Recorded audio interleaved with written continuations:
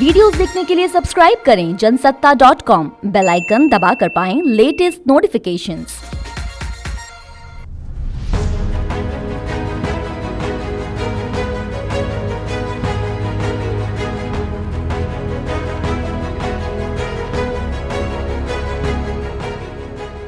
नमस्कार, जनसत्ता में आपका स्वागत है। केंद्र सरकार की नई पेंशन योजना पिछले 18 सालों से लगातार सुर्खियों में बनी हुई है और विवादों में भी।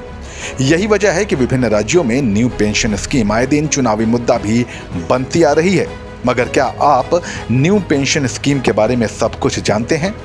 आखिर क्यों इस योजना का विरोध होता है और जो लोग इसे फायदेमंद बताते हैं उनकी क्या दलीलें हैं? इन सभी सवालों का जवाब दे रही है हमारी ये खास रिपोर्ट।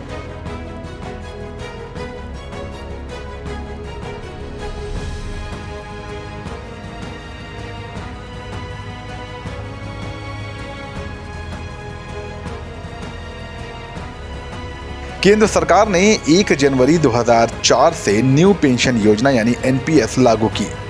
एनपीएस में नए कर्मचारियों को रिटायरमेंट के समय पुराने कर्मचारियों की तरह पेंशन के बेनिफिट नहीं मिलते।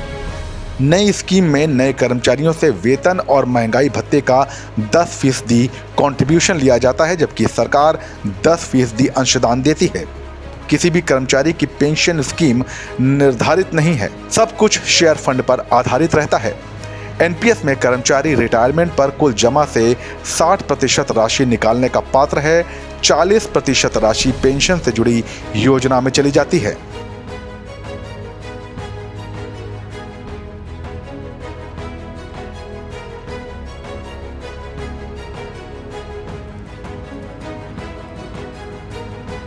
अगर पुरानी पेंशन योजना से तुलना करें तो इसे कुछ इस तरह से समझा जा सकता है कि पुरानी पेंशन योजना के तहत रिटायरमेंट के समय अगर किसी कर्मचारी का मूल वेतन 20,000 रुपये है तो उसे न्यूनतम 10,000 रुपये का निश्चित मासिक पेंशन मिलना था।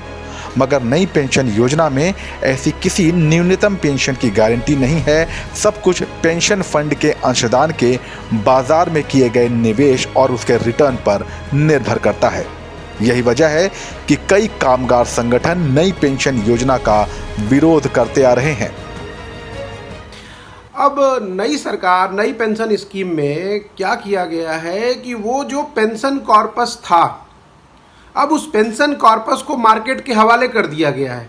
आज मार्केट कितना अनिश्चित है, उसको कभी म्यूचुअल फंड में डाला जाता है, कभी स्टॉक्स मार्केट में डाला जाता है, तो पता नहीं है किसी को, ना मुझे ना आपको, कि ये जो मार्केट रातों रात हजार पॉइंट बढ़ती है और हजार पॉइंट गिरती है, इसमें क्या वो सरकारी कर्मचारी जिनकी निधि को मार्केट के हवाले किया गया है, भविष्य में वो निधि कितनी सुरक्षित होगी? कहीं ऐसा तो नहीं कि जो न्यू पेंशन स्कीम के लाभार्थी जो 2035 में इसका पहला बैच रिटायर्ड होगा, इनके हाथ में सारे अच्छे दिन के दिखाए हुए सपनों की तरह एक बहुत बड़ा छलावा और जुमला आया है।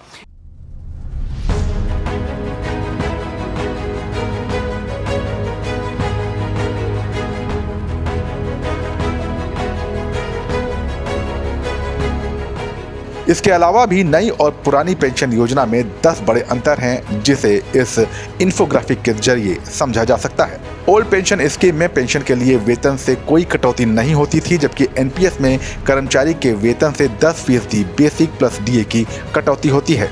पुरानी पेंशन योजना में जीपीएफ की सुविधा थी, एनपीएस में जनरल प्रोविडेंट फंड की सुविधा नहीं है। पुरानी पेंशन योजना एक सुरक्षित पेंशन योजना थी, इसमें भुगतान सरकार की ट्रेजरी के जरिए किया जाता है। नई पेंशन योजना शेयर बाजार आधारित है, बाजार की चाल के आधार पर ही इसमें भुगतान होता है। पुरानी पेंशन योजना ओपीएस में रिटायरमेंट के समय अंतिम बेसिक सैलरी के 50% तक के निश्चित पेंशन मिलती थी। एनपीएस में रिटायरमेंट के समय निश्चित पेंशन की कोई गारंटी नहीं है।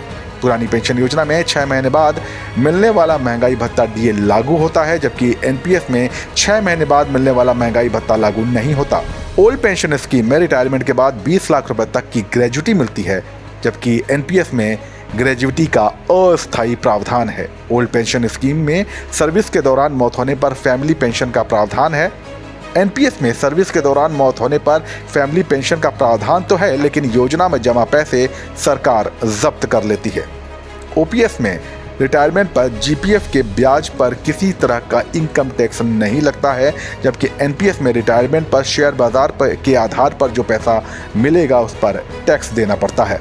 ओल्ड पेंशन स्कीम में रिटायरमेंट के समय पेंशन प्राप्ति के लिए जीपीएफ से कोई निवेश नहीं करना पड़ता, जबकि एनपीएस में रिटायरमेंट पर पेंशन प्राप्ति के लिए एनपीएस फंड से 40% पैसा इन्वेस्ट करना होता है। ओल्ड पेंशन स्कीम में 40% पेंशन कम्यूटेशन का प्रावधान है, जबकि एनपीएस में ये प्रावधान नहीं है।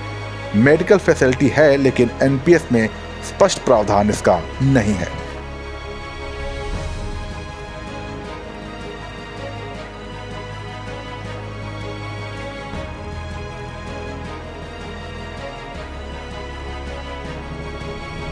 नई पेंशन योजना के तहत खाता खोलना हो तो आप सबसे पहले एनपीएस ट्रस्ट की वेबसाइट पर जाएं।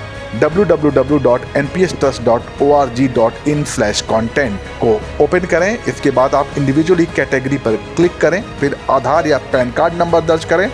आपके मोबाइल पर इससे संबंधित ओटीपी पासवर्ड आएगा, इसे वेरीफाई कर दें।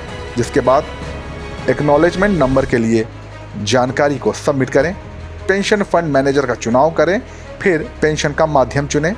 उसके बाद नॉमिनी का चुनाव करना होता है। फोटो और हस्ताक्षर अपलोड करें। इसके बाद टीयर 1 अकाउंट में कम से कम 500 रुपये और टीयर 2 अकाउंट में कम से कम 1000 रुपये का शुरुआती निवेश ज़रूरी है।